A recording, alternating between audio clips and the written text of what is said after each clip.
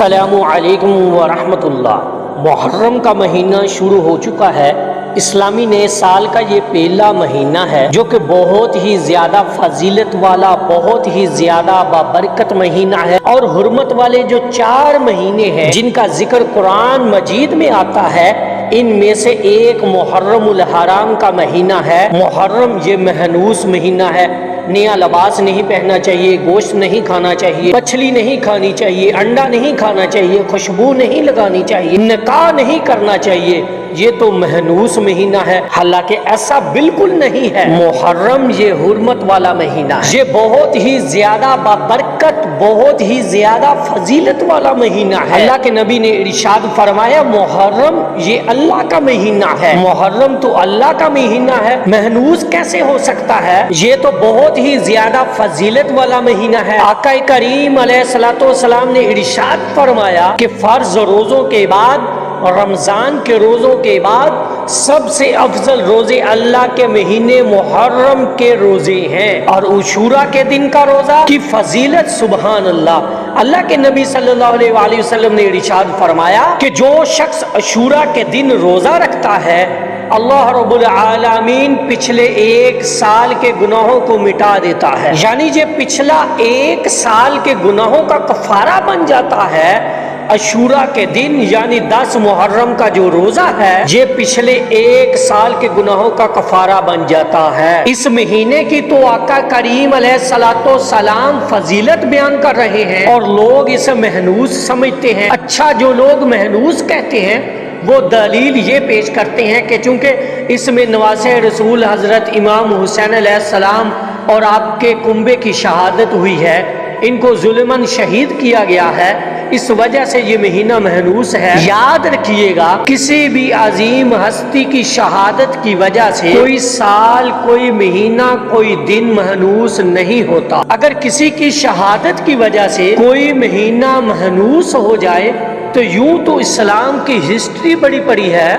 شہادتوں سے، پھر تو ہر دن، ہر سال، ہر مہینہ یہ محنوس ہی سمجھا جائے گا۔ ایسا بالکل نہیں ہے، یہ غلط تصور ہے، یہ عقیدہ بالکل غلط ہے۔ نبی کریم صلی اللہ علیہ وآلہ وسلم کے نواسے کو جو ظلماً شہید کیا گیا ہے، ان پر جو ظلم ڈھائے گئے ہیں، انہیں یاد کر کے رونا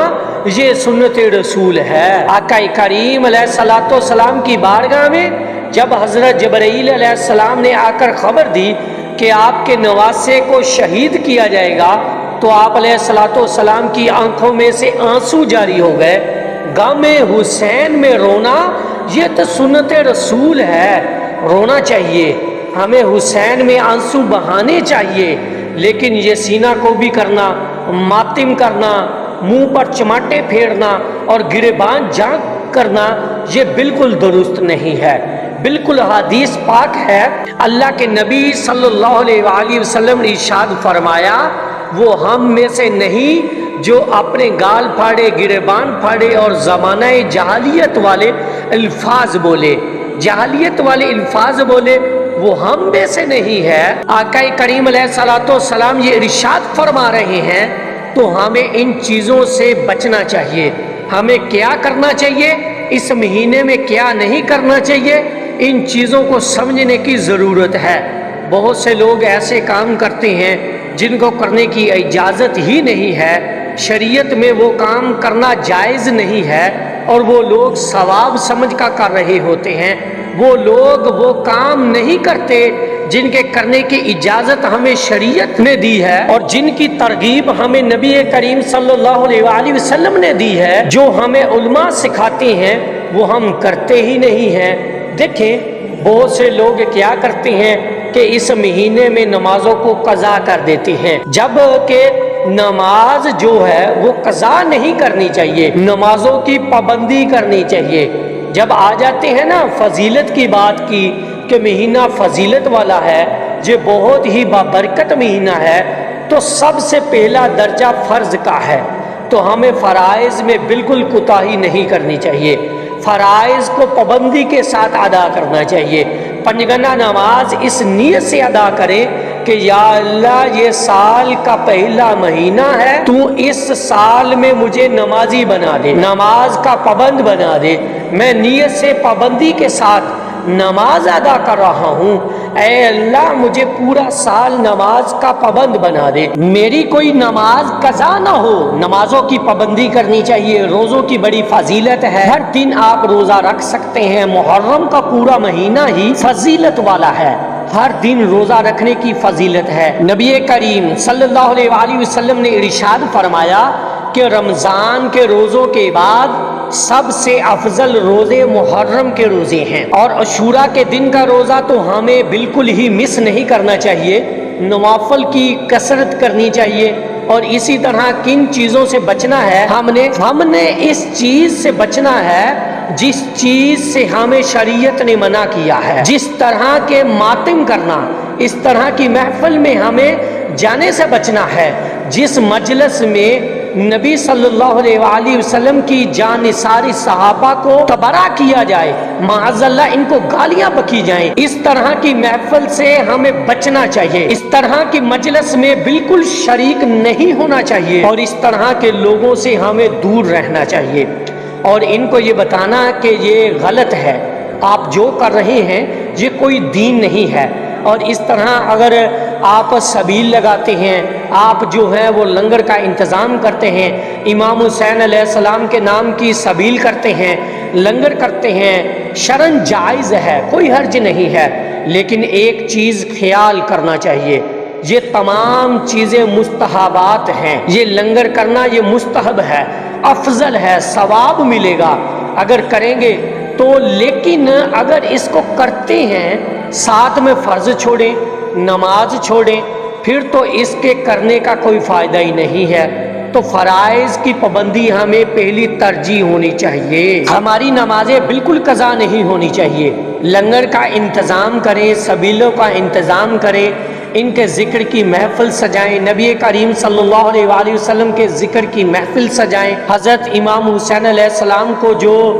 ظلماً شہید کیا گیا ہے، ان کے اوپر جو ظلم ڈھائے گئے ہیں، اب محفل کا انتظام کریں اور اپنے آنے والی نسل کو بتائیں، امام حسین کا تعارف کرائیں کہ وہ کتنی بڑی عظیم ہستی تھی، نواسۂ رسول جو جنتی نوجوانوں کے سردار تھے، ان کے طرز عمل کو ہمیں اپنانا چاہیے۔ حضرت امام حسین علیہ السلام کی جو قربانی ہے، اس سے ہمیں کیا سبق ملتا ہے کہ حق کے ساتھ ڈٹ کر کھڑے ہو جانا ہے، صبر کا دامن نہیں چھوڑا، اور اسی طرح یہ قربانی تو ہمیں قرب الہی کا پیغام دیتی ہے، چاہے دشمن کے تلوار سر کے اوپر ہی کیوں نہ ہو، کچھ بھی ہو جائے سجدہ قضا نہیں ہونا چاہیے، اللہ کی نماز قضا نہیں ہونی چاہیے، نماز کی پابندی ہمیں کرنی چاہیے۔ اور جو لوگ اس طرح دعویٰ کرتے ہیں کہ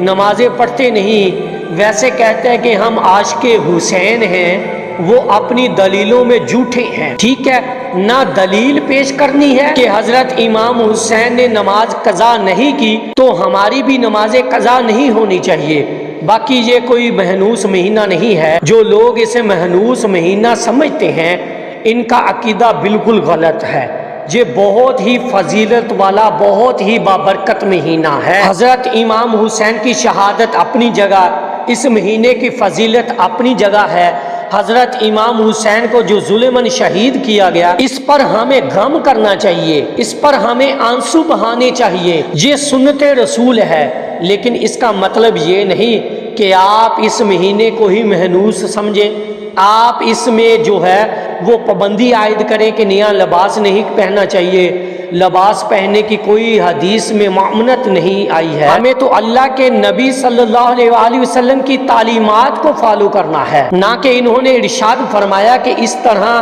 کوئی بھی اللہ کی نعمت جس کو اللہ نے حلال قرار دیا ہے، آپ کون ہوتے ہیں اس کو حرام کرنے والے، گوشت نہیں کھانا چاہیے، مچھلی نہیں کھانی چاہیے، انڈا نہیں کھانا چاہیے، یہ ہو جائے گا، فلاں ہو جائے گا، نکاح کرنا بھی جائز ہے، نکاح کرنا ہر وقت جائز ہے، بشرطے شرائط، جو شرائط ہے نا اس کی پوری کی جائے، نکاح بھی جائز ہے۔ خوشبو لگانا تو نبی کریم صلی اللہ علیہ وآلہ وسلم کی سنت مبارکہ ہے، تو یہ جو چیزیں بتائی جاتی ہیں ان کی شریعت میں کوئی حیثیت نہیں ہے۔ مجھے امید ہے آپ کو میری بات سمجھ آ گئی ہوگی۔ اللہ تعالی ہم سب کو صحیح دین سمجھ کر اس پر عمل پیرا ہونے کی توفیق عطا فرمائے۔ السلام علیکم ورحمۃ اللہ وبرکاتہ۔